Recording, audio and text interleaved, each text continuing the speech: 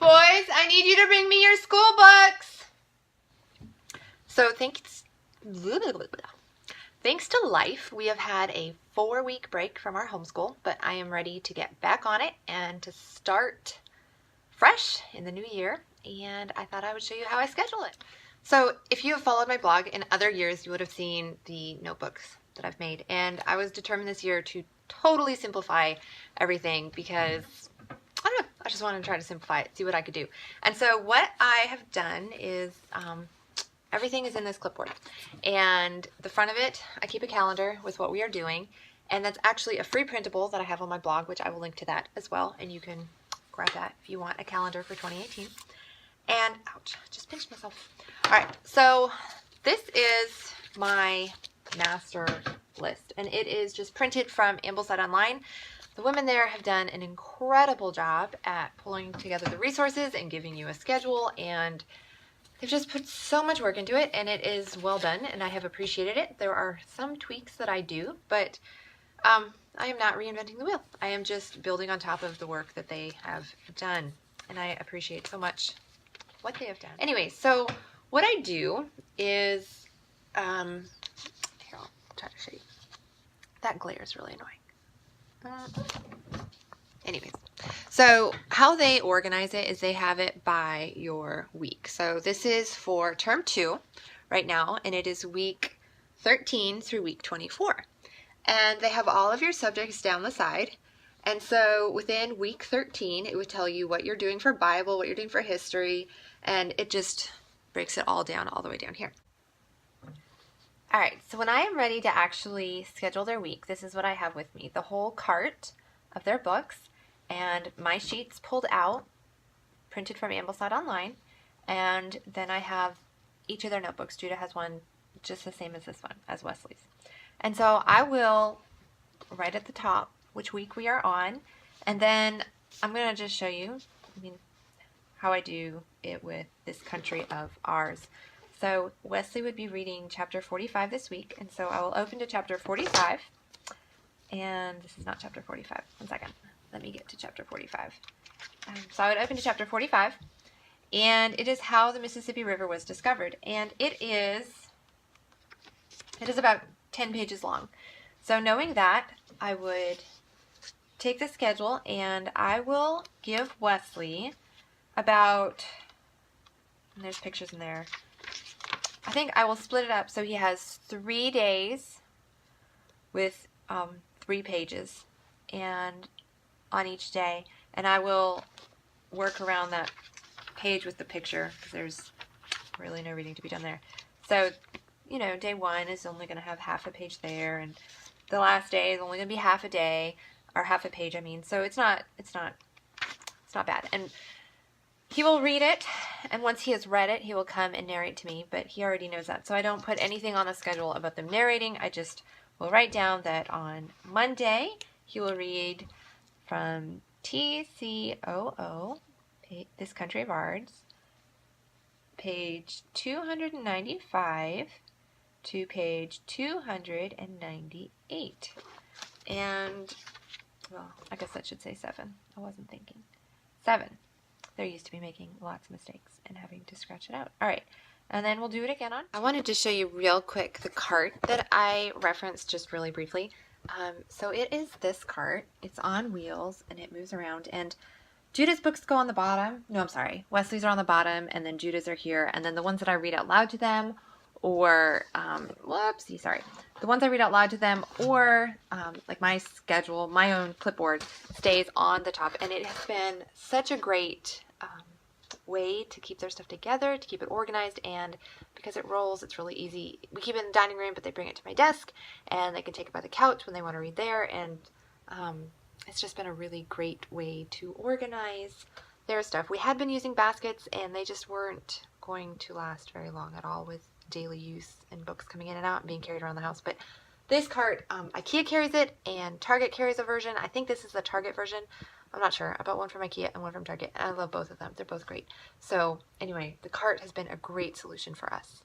So I mentioned that I did not make a notebook, but I did make notebooks for the boys. It was just for my own organization I'm sticking to the clipboard to keep things really simple. And actually, my ideal, I'll show you.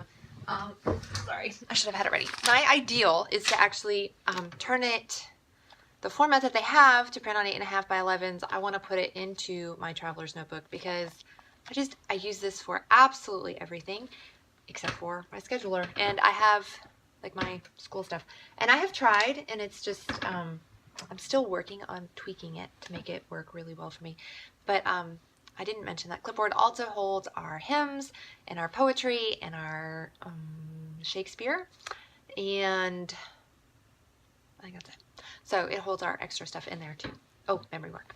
All right, so I did make notebooks for the boys, and this is Wesley's. I let them pick some of the printables that I have made. I let them pick which one they wanted, and I love the one Wesley picked. It says, if we argue by the rule of he has, he does, he will, our comfort can never be destroyed. That's based off of Jesus Christ is the same yesterday, today, and forever. And that's a quote by Spurgeon. And then his back cover is another one that I made.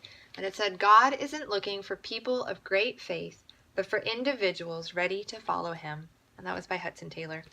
And these are prints that are available in my Etsy shop. If you are interested in those, I have a ton of different ones. All right, so the boys' notebooks are spiral bound. They are done, I get them done at Office Depot, Office Max, one of them. And they are really cheap to have done.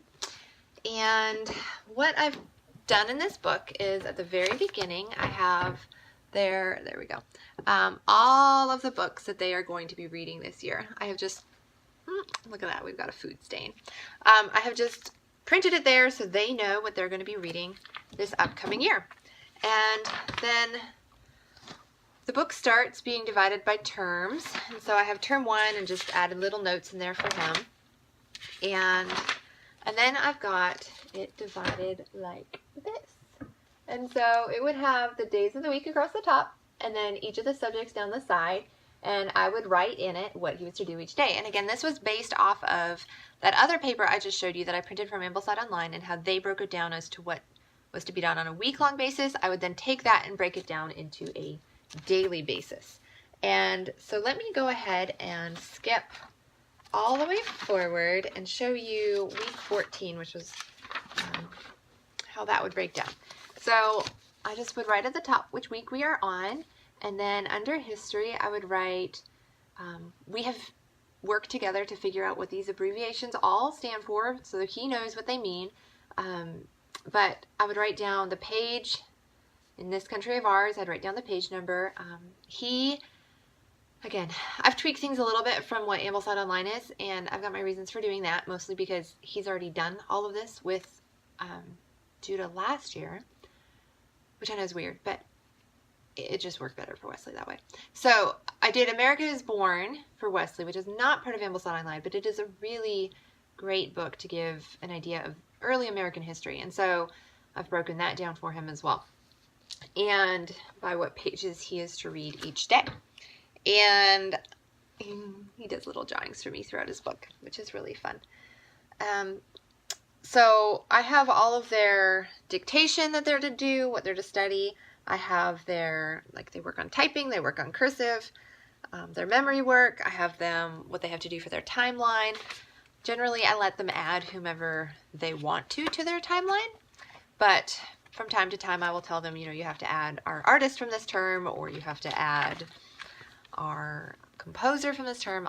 I'll pick for them, but for the most part I just let them pick who they want to do. All right, so then in their books I also have their dictation stuff all picked out.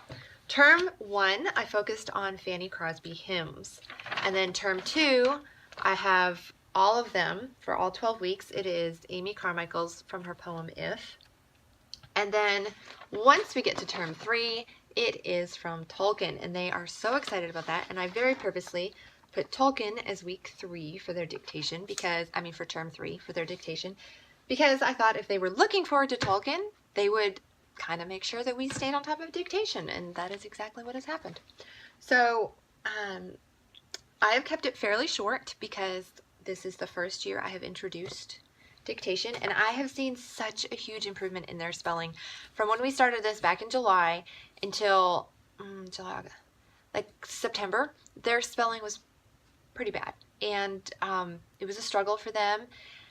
And anyways, there has been huge improvement. This method really works really well, and so I've been very pleased to see that working. I have a section in their book for copy work, and so they just do their copy work in this book. I have not been super happy with the paper that I used for them. I used lined paper that I had that did not have holes in the side, and so I thought it would stick really well, but it's kind of like recycled paper or something. It's really cheap feeling and it's not very nice. So I'm not super thrilled with my choice for that, but that's my fault, and I will know better next year. Okay, so then we've got hymns, and I have all of the hymns we're doing this term are right in their very own notebooks. So the one that's in the clipboard is really just for Paul and myself. And then after that, we have our, we were planning on going to the museum in Paris, the art museum, but we did not end up doing it. But they studied all about it in term 1. And then, yeah, we've got room for their poet and for their composer, and all of that goes right in their notebook.